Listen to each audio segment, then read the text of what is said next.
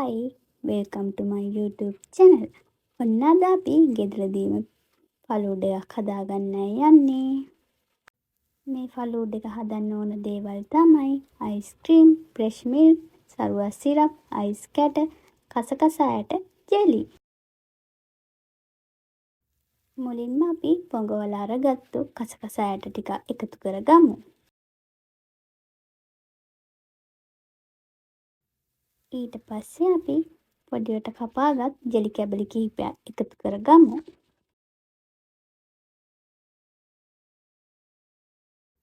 දැන් අපි fresh milk ටිකක් එකතු කරගමු.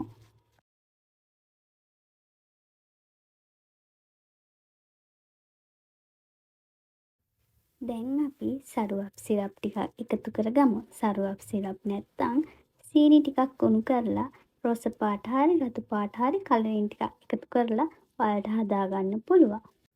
දැන් අපි අයිස් කැට කිහිපයක් එකතු කරගමු.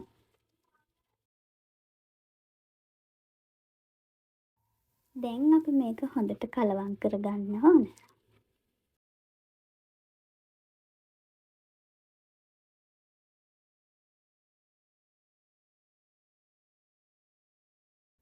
ඊට පස්සේ අපි අයිස්ක්‍රීම් ටිකක් එකතු කරගමු.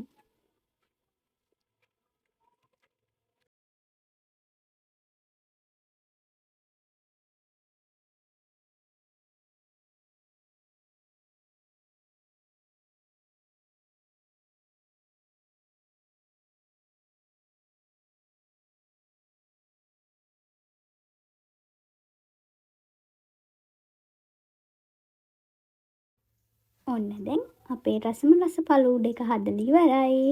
දැන් රස බලන වෙලාවයි.